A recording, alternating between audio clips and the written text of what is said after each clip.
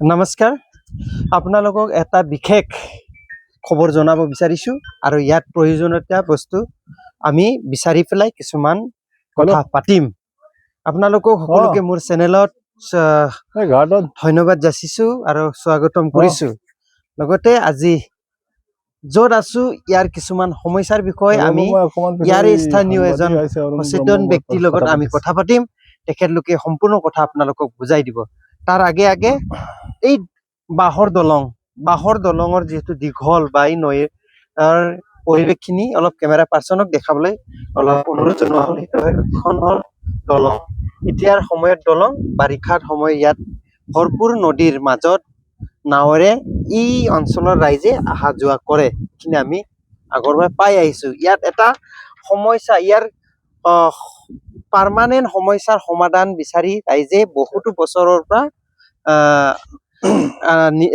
আমন্ত্ৰণ মানে অনুৰোধ জনাই আহি আছে বা এই নদীৰ সমস্যাৰ কাৰণে আজিলৈ একো এটা সমস্যাৰ সমাধানৰ ৰাস্তা বিচাৰি নোপোৱাত আৰু আজি এই অঞ্চলৰ এজন সচেতন যুৱকে কিছু কথা আপোনালোকৰ মাজত ক'ব বিচাৰিছে লগতে ভাইটিসকল উপস্থিত আছে স্কুলৰ পৰা আহিছে না নাম কি মহেশ্বৰ কাৰ্ডম লগত ভাইটিসকলৰ লগতো আমি কথা পাতিম তেখেতলোকে অলপ থাকিব হা এতিয়া আমি পাতি লম নমস্কাৰ আপোনাৰ পৰিচয়টো অলপ দিব মোৰ নাম চন্দন মাঝি মই চেঙাজান গোৱালা গাঁৱৰ বাসিন্দা আৰু এইখিনি জায়গাটো কি কয় এইটো মেইন জায়গাটো চেঙাজান কাৱৈমাৰী পাৰঘাট বুলি কয় চেঙাজান কাৱৈমাৰী পাৰঘাট হয় আপুনি কি এনে জনাব বিচাৰিছে চৰকাৰক মানে চৰকাৰক এইটোৱে মই জনাব বিচাৰো যেহেতু আমি দশক ধৰি ইয়াত যেহেতু পাৰাপাৰি হৈ আছো আৰু আজিয়ে নহয় এই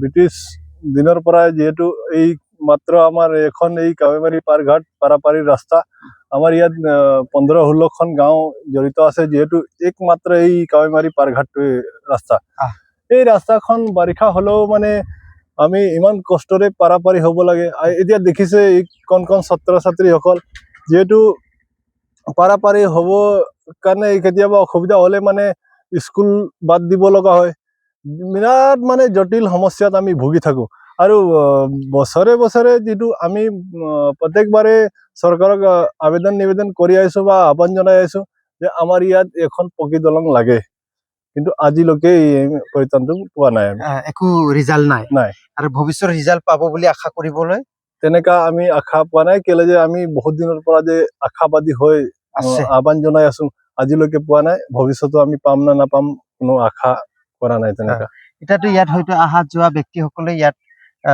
হয়তো পাৰ হোৱাৰ পিছ দিব লগা হয় নহয় জানো এইটো হ'ল খৰালি মাহৰ সমস্যা দলঙেদি পাৰ হলে ৰাইজে ইয়াত পিছ দিব লাগিব আৰু বাৰিষাৰ সমস্যাটো অলপ বুজাই দিয়ক ইয়াতো হয়তো কেইমাহ মান ইয়াত অসুবিধা দিয়ে বাৰিষাৰ সময়ত এতিয়া ধৰি লওক আমাৰ এইটো জেঠ মাহ যোৱা লগে লগে মানে আহাৰৰ পৰা শাওন ভাদ ধৰি লওক আহিন মাহলৈকে আৰু এইটো এৰিয়াটো এনে ফ্লাড ইফেক্টেড এৰিয়া যেহেতু আমি প্ৰত্যেক বছৰে এই ভুক্তভোগী হৈ থাকো আৰু বাৰিষাত আমাৰ কণ ছাত্ৰীসকলটো আছে লগতে আমাৰ যিটো দোকান বজাৰ আদি কৰি আমি কৰিব কাৰণে বিৰাট অসুবিধাত ভুগো কেতিয়াবা এক সপ্তাহ 2 সপ্তাহ আবদ্ধ হৈ থাকিব লগা হয় মানে পাৰ হবলৈ নোৱাৰে যেতিয়া বানপানী হৈ যায় তেতিয়া স্কুল যোৱা ব্যক্তিসকলো বন্ধ স্কুল যোৱা ব্যক্তিসকলো বন্ধ যেহেতু আমি শিক্ষাৰ পৰা বঞ্চিত কিছু ক্ষেত্ৰত পৰি যাওঁ বহুত ডাঙৰ সমস্যা তাৰপৰা ইয়াত যদি ব্ৰিজ বনোৱা হয় ইয়াত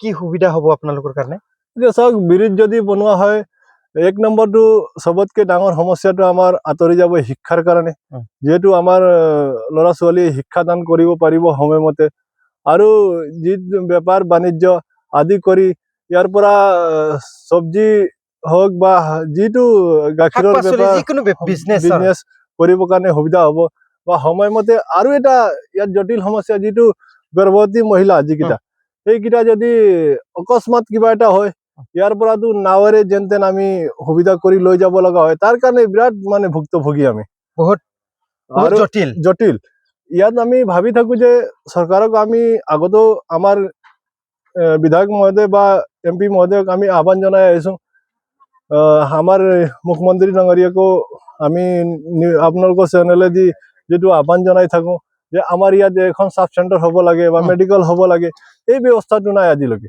যিটো শিক্ষা ব্যৱস্থা, আমাৰ শিক্ষা ব্যৱস্থাটো এনেকা জটিলতাত মানে ভুগি আছো আমি। এতিয়াতো ইলেকশ্যনৰ ওচৰ, হয়তো আপোনালোকক আকৌ প্ৰতিশ্ৰুতি দিব, ইলেকশ্যনত আকৌ ভোট দিব, জিকাই দিব, তাৰ বিনিময়ত আপোনালোকে লাভ কি হৈ আছে এইটো অলপ জনাব ৰাইজে। মানে লাভ এইটোৱে চাওক, এতিয়া শিক্ষা মেইনটো আমি শিক্ষাৰ পৰা বঞ্চিত হৈ আছো, যিহেতু শিক্ষাদানটো আমাৰ ভালকে নিয়মীয়াকে হোৱা নাই, আৰু লগতে আমাৰ যিটো বেপাৰ বাণিজ্য বা আদি সমস্যাৰ পৰা আমি ভুগি আছো। যিটো গৰ্ভৱতী মহিলা, তাৰ ক্ষেত্ৰত আমি কিছু ভুক্তভোগী হ'ব লগা হয়। এই দলংখন পাৰ হওঁতে মানে কেতিয়াবা নাও ডুবে, কেতিয়াবা সমস্যা হয়। বহুত দুখৰ বেদনা এটা।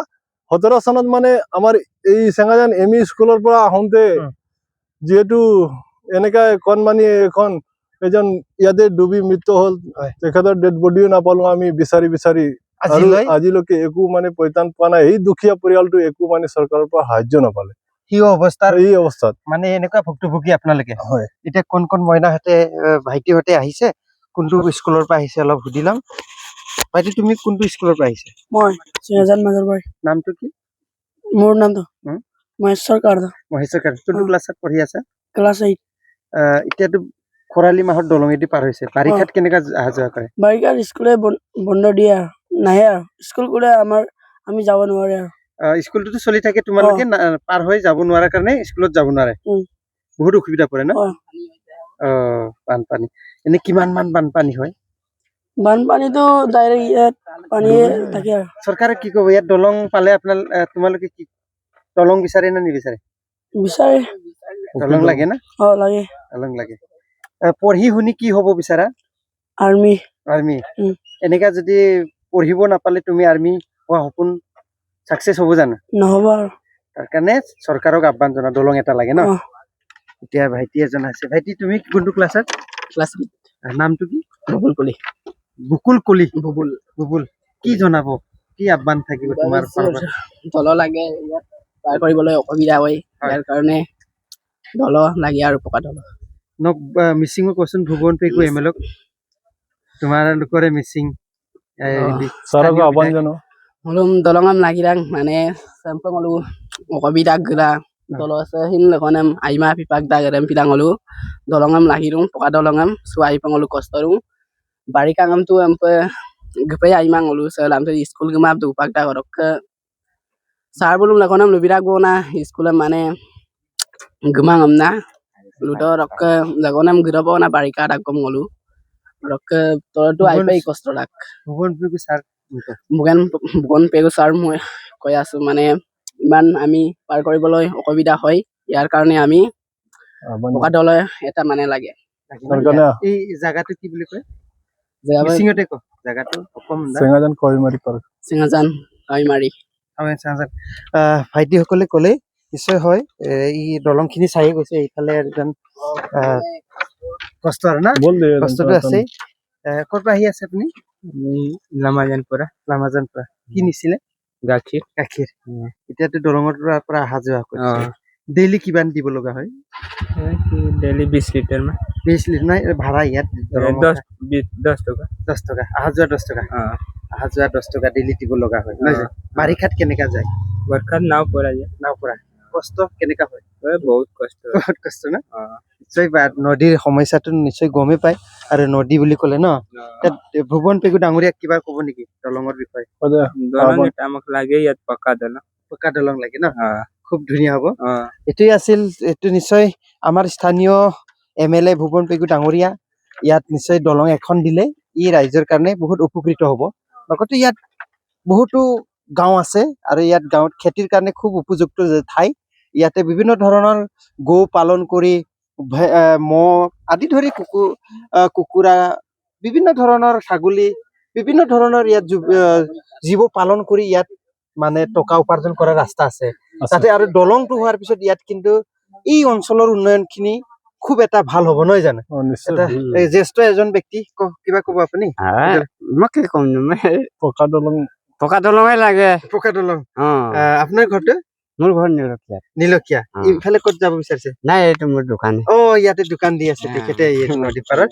যিকোনো এইটোৱে সমস্যা আছিলে। ভাইটি সকলোৱে পুৰা এটা গুৰুত্বপূৰ্ণ কথা বিষয়টো কৈছে ইয়াত দলং এটা নিশ্চয় দিব পাৰিলে অঞ্চলৰ উন্নয়ন আৰু আমাৰ জোনাই সমষ্টিৰ উন্নয়ন এটা ডাঙৰ উন্নয়ন হ'ব বুলি আমি ভাবো। এইখিনি আছিলে আমি আজি ইয়াৰ গুৰুত্বপূৰ্ণ এটা বিষয়। এইখিনিতে বিদায় লৈছো আপোনালোকৰ পৰা ধন্যবাদ।